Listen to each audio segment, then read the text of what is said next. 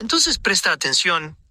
Imagina un jugador que llegaba a los entrenamientos con los ojos rojos, el aliento aún impregnado de la noche anterior, y que cuando el entrenador le preguntaba dónde había pasado la madrugada, respondía sin ceremonia: «Profesor, yo estaba viviendo». Este mismo jugador, que dormía apenas 3 horas por noche, se convertiría en una de las mayores leyendas del fútbol mundial, demostrando que talento y genialidad pueden trascender cualquier manual de preparación física. Era a principios de los años 80 cuando un chico bajito de apenas 1,67 metros comenzaba a llamar la atención en los partidos callejeros de Río de Janeiro. Romário de Sousa Faria no era solo otro joven soñando con el profesionalismo. Mientras otros seguían religiosamente las orientaciones de preparadores físicos, este chico tenía una filosofía de vida completamente diferente. Para él, el fútbol no era solo una profesión, era una extensión natural de quien él era. Y quien él era no podía ser moldeado por reglas convencionales. A los 15 años, cuando fue descubierto por un ojeador del Vasco da Gama, Romário ya mostraba señales de que sería diferente a todos los demás. No era solo su habilidad técnica lo que impresionaba, sino su mentalidad. Mientras jóvenes de su edad se sometían a rutinas rigurosas de entrenamiento y descanso, él entendía que su genialidad venía de otro lugar, de una conexión casi sobrenatural con el balón que no dependía de horas de sueño o preparación convencional. El entrenador Abel Braga, que conoció a Romário cuando aún era joven, relataría años después: él llegaba al entrenamiento y sabías que había pasado toda la noche en la calle, pero bastaba que rodara el balón para que todo cambiara. Era como si tuviera un interruptor interno que lo transformaba en el mejor jugador del campo, independientemente de su estado físico aparente. Esta rutina de apenas 3 horas de sueño por noche no era exageración o leyenda urbana. Era simplemente la realidad de alguien que veía la vida de forma diferente. Mientras otros atletas se recogían temprano, preocupados por la recuperación muscular y el rendimiento del día siguiente, Romário estaba en las calles de Río, vivenciando experiencias que, según su propia filosofía, lo enriquecían como persona y, consecuentemente, como jugador. Cuando llegó al profesional del Vasco a los 18 años, los preparadores físicos quedaron perplejos con Romário.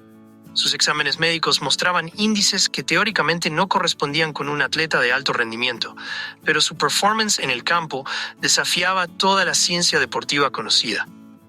No corría tanto como los otros, no tenía la misma resistencia cardiovascular, no seguía dietas rigurosas, pero tenía algo que ningún libro de medicina deportiva podía explicar: una eficiencia letal en el área. Los goles de Romário no eran solo bonitos, eran inteligentes. Cada movimiento suyo dentro del área era calculado con una precisión que sugería horas de estudio táctico, cuando en realidad su genialidad era puramente instintiva. Él veía espacios que otros no veían, anticipaba movimientos de los defensas con una facilidad desconcertante y definía con una frialdad que contrastaba completamente con su estilo de vida aparentemente desorganizado. El entrenador Paulo César Carpegiani, que dirigió a Romário en varios momentos de su carrera, desarrolló una relación casi paterna con él, entendiendo que no podía tratarlo como un atleta común. Aprendí que con Romário tenía dos opciones: aceptar quién él era y potencializar su talento, o intentar cambiarlo y perder al mejor jugador que había entrenado, relataría años después. Esta filosofía de vida de Romário se haría aún más evidente cuando llegó a la selección brasileña. Mientras otros convocados se impresionaban con la responsabilidad de vestir la camiseta amarilla y modificaban completamente sus rutinas, él mantenía exactamente los mismos hábitos. Llegaba a los entrenamientos de la selección con la misma tranquilidad de quien llegaba a un entrenamiento de barrio, y esa naturalidad se reflejaba en el campo de forma extraordinaria. Durante la Copa del Mundo de 1994, en Estados Unidos, la rutina de Romário impactó incluso a compañeros de equipo acostumbrados a sus excentricidades. Mientras la mayoría de los jugadores aprovechaba el confinamiento de la concentración para descansar y prepararse mentalmente, él encontraba maneras de mantener su esencia viva. No eran excesos irresponsables, sino una necesidad genuina de no desconectarse de quien realmente era. Bebeto, su compañero de ataque en esa copa, revelaría años después: inicialmente no entendía cómo Romário conseguía mantener ese nivel con apenas 3 horas de sueño. Después me di cuenta de que él no dormía 3 horas por necesidad. Dormía 3 horas porque 3 horas eran suficientes para él. Su cuerpo y su mente funcionaban de forma diferente a la nuestra. Los 5 goles que marcó Romario en esa Copa del Mundo no fueron solo goles, fueron obras de arte cinceladas por una mente que veía el juego de forma completamente única. El gol contra Holanda, donde driblió al portero con una naturalidad desconcertante, mostró al mundo que existía una forma de jugar fútbol que trascendía preparación física y tácticas convencionales. Pero tal vez el episodio que mejor define la filosofía de Romario haya ocurrido en la final de esa Copa. Horas antes del juego más importante de su carrera, mientras otros jugadores hacían rituales de concentración y mentalización, él estaba tranquilamente jugando cartas, como si fuera solo otro partido de domingo en el Maracaná. Cuando le preguntaron si no estaba nervioso, Romario respondió: ¿Nervioso por qué? Juego fútbol desde que tengo memoria. El balón es el mismo, la portería tiene el mismo tamaño, y seguiré haciendo lo que siempre hice. Esta mentalidad llevaría a Romario a convertirse en goleador de esa Copa y conquistar el título mundial, demostrando definitivamente que la excelencia deportiva no sigue necesariamente manuales convencionales.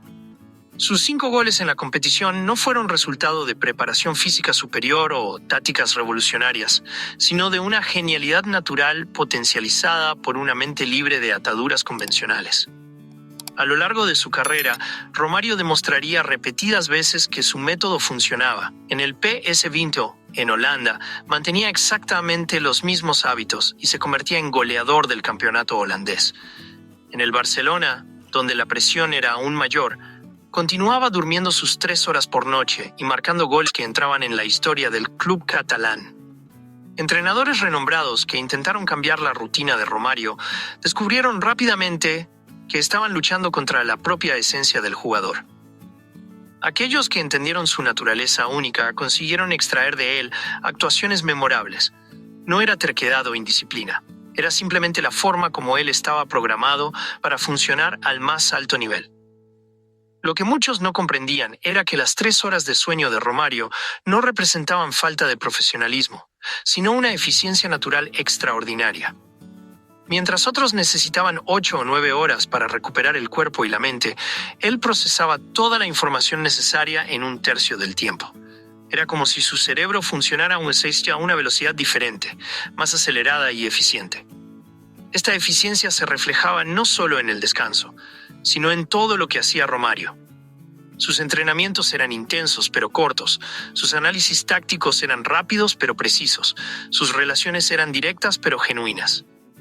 Había encontrado una forma de vivir que maximizaba cada minuto de su existencia, sin desperdicios o excesos innecesarios. Las discotecas cariocas se convirtieron en parte inseparable de la leyenda de Romario. Help, Hippopotamus, 00, Academia da Cachaça eran esos los verdaderos laboratorios donde él procesaba sus experiencias de vida y las transformaba en genialidad futbolística. Cada noche de fiesta no era escapismo o irresponsabilidad, sino una forma única de mantener su creatividad siempre en ebullición.